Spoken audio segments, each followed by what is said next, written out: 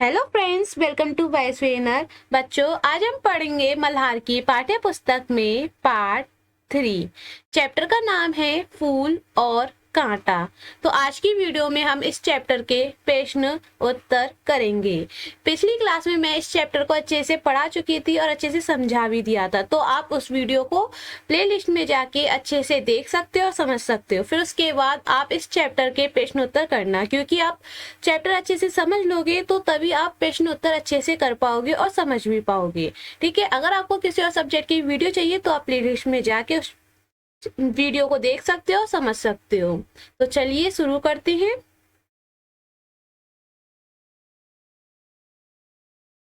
पाठ से आइए अब हम इस कविता पर विस्तार से चर्चा करें। आगे दी गई गतिविधियां इस कार्य में आपकी सहायता करेंगी। मेरी समझ से का कविता के आधार पर नीचे दिए गए प्रश्नों का सटीक उत्तर कौन सा है? उनके सामने तारा बनाइए। कुछ प्रश्नों के एक से अधिक भी उत्तर हो सकते हैं। ठीक है, ये हमें क्वेश्चन दे रखे हैं और ऑप्शन जितने भी ठीक होंगे, मतलब कभी कोई ऑप्शन 2 भी ठीक हो सकता है, कोई ऑप्शन 3 भी ठीक हो सकता है। जितने ठीक होंगे हमें उसके सामने तारा बनाना है। ठीक है, फर्स्ट क्वेश्चन, कविता में कांटे के बारे में कौन सा वाक्य सत्य है? तो देखते हैं। कांटा अपने आसपास की सुगंध को नष्ट करता है। सेकंड ऑप्शन, कांटा तितलियों और भौरों को आकर्षित करता है। थर्ड ऑप्शन, कांटा उंगलियों को छेदता है और वस्त्र फाड़ देता है। फोर्थ, कांटा पौधे को हानि पहुंचाता है। तो देखते हैं कौन सा ऑप्शन ठीक है। थर्ड ऑप्शन ठीक है, कांटा उंगलियों को छेदता है और वस्त्र फाड़ देता है। अगर हम कांटे को छुएंगे तो वो हमारी उंगलियों में लग जाएगी, अगर वो वस्त्र हमारे मतलब उससे लग भी गए तो वस्त्र फट जाएंगे। तो इसलिए थर्ड ऑप्शन ठीक है। ठीक है, सेकंड, कविता में फूल और कांटे में समानताओं और विभिन्नताओं का उल्लेख किया गया है। निम्नलिखित में से कौन सा वाक्य इन्हें सही रूप में व्यक्त करता है? तो देखते हैं। फर्स्ट ऑप्शन, फूल सुंदरता का प्रतीक है और कांटा कठोरता का। सेकंड ऑप्शन, फूल और कांटे के बारे में लोगों के विचार समान होते हैं। थर्ड ऑप्शन, फूल और कांटे एक ही पौधे पर उगते हैं लेकिन उनके स्वभाव भिन्न होते हैं। फोर्थ ऑप्शन, फूल और कांटे को समान देखभाल मिलती है, फिर भी उनके रंग ढंग अलग होते हैं। तो देखते हैं इसके कितने ऑप्शन ठीक है। 2 ऑप्शन इसके ठीक है। फूल और कांटे एक ही पौधे पर उगते हैं लेकिन स्वभाव भिन्न भिन्न होते हैं इनके। ठीक है, और सेकंड ऑप्शन फोर्थ ऑप्शन ठीक है। फूल और कांटे को समान देखभाल मिलती है, फिर भी उनके रंग ढंग अलग होते हैं। तो थर्ड और फोर्थ, तो ये दोनों ऑप्शन ठीक है। ठीक है, अब है थर्ड क्वेश्चन, कविता के आधार पर कौन सा निष्कर्ष उपयुक्त है? फर्स्ट ऑप्शन, व्यक्ति का कुल ही उसके सम्मान का आधार होता है। सेकंड, व्यक्ति के कार्यों के कारण ही लोग उसका सम्मान करते हैं। थर्ड ऑप्शन, कुल की प्रतिष्ठा हमेशा व्यक्ति के गुणों से बड़ी होती है। फोर्थ ऑप्शन, यदि व्यक्ति अच्छे कार्य करता है तो उसके कुल को प्रसिद्धि मिलती है। तो देखते हैं इसके कौन कौन से ऑप्शन ठीक है। इसके सेकंड और फोर्थ, ये दोनों ऑप्शन ठीक हैं। सेकंड, व्यक्ति के कार्यों के कारण ही लोग उसका सम्मान करते हैं। फोर्थ ऑप्शन, यदि व्यक्ति अच्छे कार्य करता है तो उसके कुल को प्रसिद्धि मिलती है। ठीक है, ये दोनों ऑप्शन ठीक हैं। अब है फोर्थ क्वेश्चन, कविता के अनुसार निम्नलिखित में से कौन सा कथन बड़प्पन के लिए सर्वाधिक उपयुक्त है? तो देखते हैं कौन सा ऑप्शन है। फर्स्ट, धन दौलत और ताकत से व्यक्ति के बड़प्पन का पता चलता है। सेकंड ऑप्शन, कुल के बड़प्पन की प्रशंसा व्यक्ति की कमियों को ढक देती है। थर्ड ऑप्शन, बड़प्पन व्यक्ति के गुणों, स्वभाव और कर्मों से पहचाना जाता है। फोर्थ ऑप्शन, कुल का नाम व्यक्ति में बड़प्पन की पहचान का मुख्य आधार है। तो देखते हैं कौन सा ऑप्शन ठीक है इसका। थर्ड ऑप्शन ठीक है, बड़प्पन व्यक्ति के गुणों, स्वभाव और कर्मों से पहचाना जाता है। ठीक है, अब आगे देखते हैं। खा, हो सकता है कि आपके समूह के साथियों ने अलग अलग या एक से अधिक उत्तर चुने हों। अपने मित्रों के साथ चर्चा कीजिए कि आपने ये उत्तर ही क्यों चुने। तो हमें अपने मित्रों के साथ चर्चा करना है कि हमने ये उत्तर ही क्यों चुने। तो देखते हैं, मैंने ये उत्तर इसलिए चुने क्योंकि ये कविता की पंक्तियों और उसके भावों से पूरी तरह मेल खाते हैं। ठीक है, फर्स्ट देखते हैं। कविता में कांटे के नकारात्मक स्वभाव का वर्णन है, इसी कारण इस विकल्प का चयन किया गया है। ठीक है, सेकंड, मेरे अनुसार इस प्रश्न के दो विकल्प चुनने का कारण है कि फूल और कांटा दोनों एक ही समान पालन पोषण प्राप्त करने के बाद भी अलग अलग प्रवृत्ति अपनाते हैं। ठीक है, फूल हम सभी को प्यारे लगते हैं, किंतु कांटा जब हमें चुभता है तो हमें उस पर क्रोध ही आता है, मतलब हमें गुस्सा आता है। फूल तो हम सबको बहुत ही ज्यादा अच्छे लगते हैं, प्यारे भी लगते हैं, लेकिन जब हमारी उंगलियों में या कहीं पर भी कांटा चुभता है तो हमें एकदम से बहुत ही ज्यादा गुस्सा आता है कि ये कांटा क्यों चुभा। ठीक है, थर्ड, मेरे द्वारा इस प्रश्न के भी दो विकल्पों का चयन किया गया क्योंकि मुझे ऐसा प्रतीत होता है कि प्रत्येक व्यक्ति अपने द्वारा किए अच्छे कार्यों तथा अपने उदार स्वभाव से ही पहचाना जाता है और इसी कारण उसके परिवार या कुल का मान बढ़ता है। अन्यथा कुछ ऐसे भी लोग हैं जो उच्च कुल में जन्म लेने के पश्चात अपने बुरे कार्यों से अपने वंश का नाश करने में अहम भूमिका निभाते हैं। ठीक है, फोर्थ, मेरे अनुसार बड़प्पन का अर्थ व्यक्ति के द्वारा किए अच्छे कर्मों, दूसरों के प्रति उसके स्वभाव तथा उसके भीतर छिपे गुणों से है, जो दूसरों की मौलिकता का हनन ना करके उन्हें अपने साथ लेकर चलते हैं। ऐसे व्यक्ति जग में प्रसिद्ध पाते हैं क्योंकि उनका स्वभाव छल कपट से रहित होता है तथा वे दूसरों के लिए भी हितकारी होते हैं। ठीक है, इसलिए हमने ये चारों ऑप्शन चुने थे। अब है पंक्तियों पर चर्चा। तो अब हम पंक्तियों पर चर्चा करते हैं। पाठ में से चुनकर कुछ पंक्तियां नीचे दी गई हैं, इन्हें ध्यान से पढ़िए और इन पर विचार कीजिए। आपको इनका क्या अर्थ समझ में आया, अपने विचार अपने समूह में साझा कीजिए और लिखिए। ठीक है, तो ये हमें पंक्ति दे रखी है। फर्स्ट पंक्ति, मैं उन पर है बरसता एक सी उन पर हवाएं है बही, पर सदा ही यह दिखाता है हमें ढंग उनके एक से होते नहीं। तो इस पंक्ति का अर्थ देखते हैं। यह पंक्ति बताती है कि परिस्थितियां समान होने पर भी व्यक्ति के स्वभाव अलग होते हैं, तो यह मानव जीवन की विविधता का प्रतीक है। ठीक है, सेकंड पंक्ति, किस तरह कुल की बड़ाई काम दे, जो किसी में हो बड़प्पन की कसर। तो इस पंक्ति का अर्थ क्या है? इसका आशय है कि अगर व्यक्ति में महानता नहीं है तो केवल उसके कल की प्रतिष्ठा कौन नहीं आती। ठीक है, यहाँ पे कुल की होगी, कुल की प्रतिष्ठा कौन नहीं आती। ठीक है, अब है मिलकर करें मिलान। ये जितने भी मैं क्वेश्चन बता रही हूँ या जितने भी लिखे हैं, तो आप इसे अपनी कॉपी में लिख सकते हो और जो मिलान वगैरह है आप अपनी किताब में कर सकते हो, क्योंकि ये एकदम बिल्कुल ठीक है। कुछ गलती हो जाती है जैसे कि कुल वगैरह, तो आप उसको अपने आप ही पढ़कर थोड़ा बहुत तो ठीक हो ही जाती हैं, आप भी पढ़कर कर सकते हो। ठीक है, इसमें ये गलती है। ठीक है, अब वीडियो अच्छी लगा करे तो वीडियो को लाइक कर दिया करो, चैनल को सब्सक्राइब कर दिया करो। कुछ बच्चे ऐसे होते हैं वीडियो को लाइक नहीं करते हैं, देखकर चले जाते हैं, इसलिए आप वीडियो को लाइक कर दिया करो।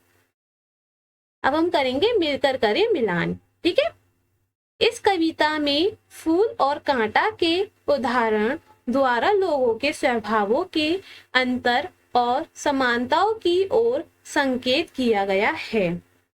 दूसरे शब्दों में फूल और कांटा प्रतीक के रूप में प्रयोग किए गए हैं। अपने साथियों के साथ मिलकर चर्चा कीजिए कि फूल और कांटा किस किस के प्रतीक हो सकते हैं।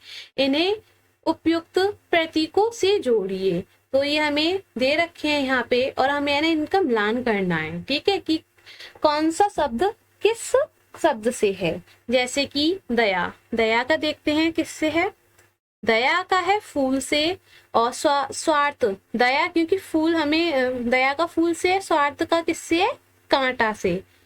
अच्छाई फूल से है, सुख फूल से है, सुंदरता का भी फूल से है, कोमलता का भी फूल से है, आनंद का भी फूल से है।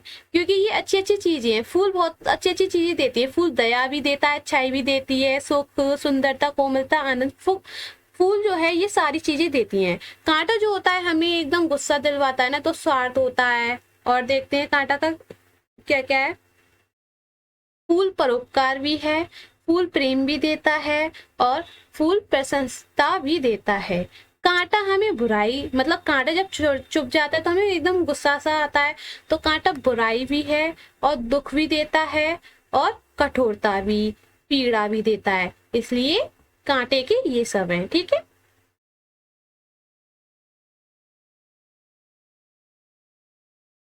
तो ये आप कर लेना। अब चलते हैं आगे, देखते हैं क्या दे रखा है।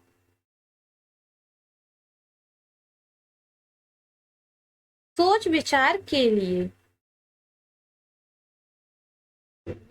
कविता को एक बार पुनः ध्यान से पढ़िए, पता लगाइए और लिखिए। तो हमें ये ध्यान से पढ़ना है, कविता को एक बार और ध्यान से पढ़ना है और उसमें पता लगाना है। ठीक है, देखते हैं। कविता में ऐसी कौन कौन सी समानताओं का उल्लेख किया गया है जो भी पौधों पर समान रूप से लागू होती हैं। तो देखते हैं इसका आंसर क्या है। उत्तर, समानताएं, एक ही जगह जन्म, एक पौधा, एक सी चांदनी, हवाएं, वर्षा। ठीक है, सेकंड क्वेश्चन, आपको फूल और कांटे के स्वभाव में मुख्य रूप से कौन सा अंतर दिखाई दिया। तो हमें कौन सा अंतर दिखाई दिया वो हमें बताना है। उत्तर, मुख्य अंतर, फूल कमल सुगंधित और आनंददायक है, कांटा चुभने वाला और हानिकारक है। ठीक है, ये अंतर है।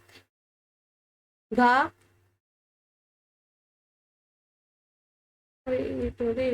हाँ, घा कविता में मुख्य रूप से कौन सी बात कही गई है, उसे पहचानिए, समझिए और अपने शब्दों में लिखिए। कविता में जो मुख्य बात कही गई है वो हमें यहाँ पे लिखनी है। तो मुख्य बात, मनुष्य का सम्मान उसके कर्मों से होता है, ना कि कुल या वंश से। तो यह मुख्य बात थी कि मनुष्य का सम्मान उनके कर्मों से होता है, ना कि कुल या वंश से। ठीक है। घा किस तरह कुल की बड़ाई काम दे, जो किसी में हो बड़प्पन की कसर, उदाहरण देकर समझाइए। तो हमें इस पंक्ति को एग्जाम्पल देकर समझाना है। तो देखते हैं उत्तर। एग्जाम्पल, उदाहरण, एक अमीर व्यक्ति अगर क्रूर है तो उसकी कुल बड़ाई व्यर्थ है, जितनी भी बड़ाई है वो बेकार है सारी। ठीक है।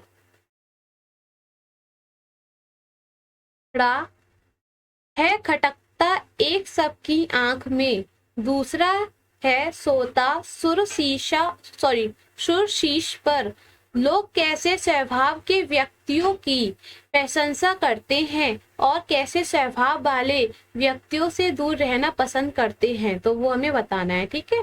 उत्तर, लोग प्रेम, दया, सहायता करने वालों की प्रशंसा करते हैं और अहंकारी या कष्ट देने वाले व्यक्तियों से दूर रहते हैं। जब अब है अनुमान और कल्पना से। अपने समूह में मिलकर चर्चा कीजिए का कल्पना कीजिए कि चांदनी, हवा और मेघ केवल एक पौधे पर बरसते हैं। ठीक है। बाकी पौधे इन सब के बिना कैसे दिखने और उनके जीवन पर इसका क्या प्रभाव होगा वो हमें इस यहाँ पर बताना है। तो देखते हैं उत्तर, केवल एक पौधे को संसाधन मिलने से बाकी पौधे मुरझा जाएंगे। अगर एक पौधे को संसाधन मिलेगा तो जितने भी बाकी के पौधे होंगे वो मुरझा जाएंगे। ठीक है। सेकंड, यदि सभी पौधे एक जैसे होते तो दुनिया कैसी होती। यदि सारे पौधे एक जैसे होते तो दुनिया कैसी होती, वो हमें यहाँ पर बताना है। उत्तर, यदि सभी पौधे एक जैसे होते तो दुनिया बहुत ही निरस और एक रूप लगती। हर जगह एक ही रंग, एक ही आकार और एक ही प्रकार के पौधे होते, जिससे प्रकृति की सुंदरता, विविधता और आकर्षण खत्म हो जाता। अगर पौधे एक ही जैसे होते तो व्यक्ति लगता, दुख लगता, क्योंकि हर जगह एक ही पौधे दिखेंगे, एक ही आकार के दिखेंगे, एक ही प्रकार के दिखेंगे और जो पौधों की सुंदरता वगैरह है, प्रकृति की सुंदरता, वो सारी बेकार हो जाएगी, आकर्षण खत्म हो सकता है। तो इसलिए ये है। ठीक है। गा, यदि कांटे ना होते और हर पौधा यदि कांटे ना होते और हर पौधा केवल फूलों से भरा होता तो क्या होता। कांटे नहीं होते और हर पौधा फूलों से भरा होता तो क्या होता, वो हमें बताना है। उत्तर, सिर्फ फूल होते तो आत्मरक्षा और संतुलन का अभाव होता। किसका? आत्मरक्षा और संतुलन का अभाव होता। यदि कल्पना कीजिए कि एक तितली कांटे से मित्रता करना चाहती है, उनके बीच कैसा संवाद है। एक तितली जो है वो कांटे से दोस्ती बनाना चाहती है और उन दोनों का संवाद कैसा है वो हमें बताना है। ठीक है। उत्तर, तितली बोलती है, नमस्ते कांटे, क्या हम दोस्त बन सकते हैं। कांटा, तुम मुझसे डरोगी तो नहीं। कांटा बोलता है। तितली, नहीं, मैं समझती हूँ, हम एक दूसरे की मदद कर सकते हैं। कांटा, ठीक है, दोस्ती करते हैं। तो उन दो तितली और कांटे ने दोस्ती कर ली। ठीक। कल्पना कीजिए कि आपको किसी कांटे, फूल या दोनों के गुणों के साथ जीवन जीने का अवसर मिलता है। आप किसके गुणों को अपनाना चाहेंगे, कारण सहित बताइए। तो हमें वो कारण सहित बताना है। ठीक है। उत्तर, मैं दोनों के गुण अपनाना चाहूंगा। कांटे की तरह दृढ़ और मजबूत रहना और फूलों की तरह दयालु और सौम्य बनाना, दोनों से संतुलित और सकारात्मक जीवन जीने की प्रेरणा मिलती है। ठीक है।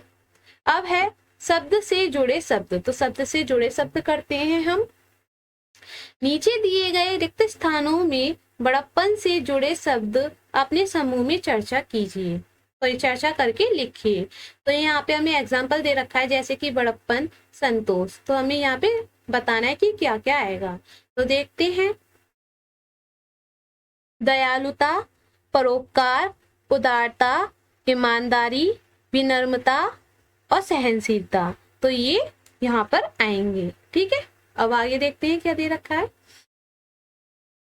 बड़प्पन शब्द बड़ा और पन से मिलकर बना है। बड़प्पन शब्द का मतलब बड़ा और पन से मिलकर बना है। इसका अर्थ होता है बड़ाई, श्रेष्ठ या बड़ा होने का भाव, महत्व, गौरव। ठीक है। इसका उपयोग मुख्य रूप से व्यक्तित्व गुण और चरित्र की ऊंचाई या महानता बताने के लिए किया जाता है, जैसे उनकी सादगी और बड़प्पन ने सबका मन जीत लिया। तो देखते हैं नीचे कुछ शब्द दिए गए हैं जो किसी भाव को व्यक्त करते हैं। इनमें से जो शब्द बड़प्पन के भाव व्यक्त करते हैं उन पर एक गोला बनाइए। जो बड़प्पन का भाव व्यक्त नहीं करते उनके नीचे रेखा खींचिए। मैंने यहाँ पे पहले से दे रखा है क्योंकि बाद में हमें कुछ परेशानी ना हो, ठीक है। तो यहाँ पे क्या बताया गया, यदि बड़प्पन के भाव व्यक्त करते हैं तो वहां पे हमें गोला बनाना है। तो गोला मैंने ऐसे बॉक्स में कर दिए, तो इसका मतलब गोला ही है, ठीक है। और जो बड़प्पन का भाव व्यक्त नहीं करते तो वहां पे हमें एक सीधी रेखा खींचनी है। तो देखते हैं बड़प्पन के भाव व्यक्त करते हैं। तो पहले हम बड़प्पन के भाव जो व्यक्त करते हैं शब्द हम उन पर गोला बना देंगे। वैसे तो मैंने ये बना दिया, ठीक है। जैसे कि सहनशीलता, दया, विश्वास, उदारता, विनम्रता, त्याग, संतोष, समर्पण, आदर, सम्मान, निष्ठा, परोपकार, सद्भावना, ये सब बड़प्पन के भाव व्यक्त करते हैं। जितने भी ये बॉक्स में है वो बड़प्पन के भाव व्यक्त करते हैं। अब हम देखेंगे बड़प्पन का भाव व्यक्त नहीं करते, तो अब हम उनको देखते हैं। जैसे कि अहंकार, घमंड, ईर्ष्या, द्वेष, प्रतिशोध, क्रूरता और स्वार्थ, अपमान, अविश्वास, झूठ, अधीरता, लालच और झगड़ालूपन। तो ये कौन से शब्द थे जो बड़प्पन का भाव व्यक्त नहीं करते, ठीक है। आप भी इसे अच्छे से कर लेना। आज की वीडियो यहीं पर ही खत्म होती है। अब हम मिलेंगे अगले नेक्स्ट वीडियो में।